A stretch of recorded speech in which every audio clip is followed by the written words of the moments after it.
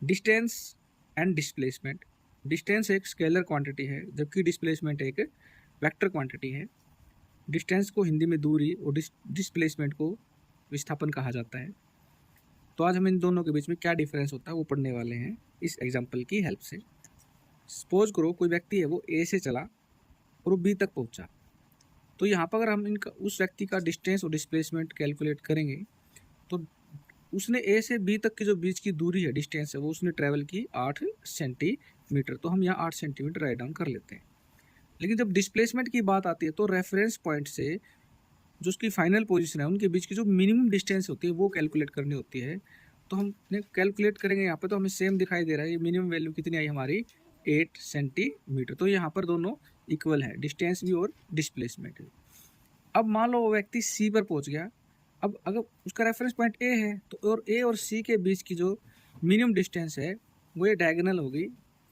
इस डायगोनल के लिए हम पाइथागोरस थ्योरम है वो यूज करेंगे। तो डिस्प्लेसमेंट जो हम निकालेंगे वो हमारी ए सी के बराबर होगी।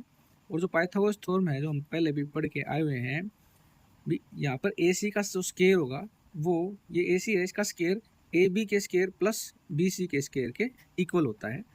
तो हमारे पास ए बी की वैल्यू भी है और बी सी की वैल्यू भी है। तो हमने उनकी वैल्यू पुट कर दी, 8 का स्केयर प्लस 6 का स्केयर। और जो ए सी का स्केयर है अगर उस पावर को हटाते हैं तो वहाँ पे हमें इसको जो वैल्यू आई 8 के स्केयर को और 6 के स्केयर को ऐड करने पर वो 100 आई, उसको हम अंडर रूट कर देंगे और हमारी वैल्यू आ गई 10 सेंटीमीटर। तो यहाँ पे हमारी डिस्प्लेसमेंट है वो 10 सेंटीमीटर आई। लेकिन जो हमारी डिस्टेंस है वो 8 सेंटीमीटर प्लस 6 सेंटीमीटर के इक्वल होगी और वो कितनी आ गई हमारी 14 सेंटीमीटर। तो यहाँ पर हमें एक बात पता चली कि डिस्टेंस और डिस्प्लेसमेंट में क्या है, डिस्टेंस और डिस्प्लेसमेंट इक्वल हो सकते हैं लेकिन कभी भी डिस्प्लेसमेंट डिस्टेंस से ज़्यादा नहीं हो सकती।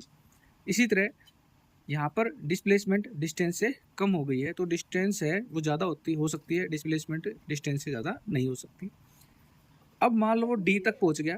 अब वो डी तक पहुँचा है तो डिस्टेंस 8 प्लस 6 प्लस 8 वो 22 सेंटीमीटर हो जाएगी। लेकिन जो डिस्प्लेसमेंट है वो ए और डी के बीच की जो मिनिमम डिस्टेंस है वो 6 सेंटीमीटर है, वो इसके इक्वल होगी। तो यहाँ पे हम लिखेंगे 6 सेंटीमीटर। अब मान लो वापस ए पर पहुँच गया तो यहाँ पे डिस्टेंस तो इन सब का टोटल होगा 8 प्लस 6 प्लस 8 प्लस 6 वो होगी 28 सेंटीमीटर, जबकि डिस्प्लेसमेंट कितनी हो जाएगी हमारी 0। तो इस तरह हमारी जो डिस्प्लेसमेंट है वो 0 हो सकती है लेकिन डिस्टेंस कभी 0 नहीं हो सकती। तो इस तरह हम इनके डिफरेंस को समझ सकते हैं।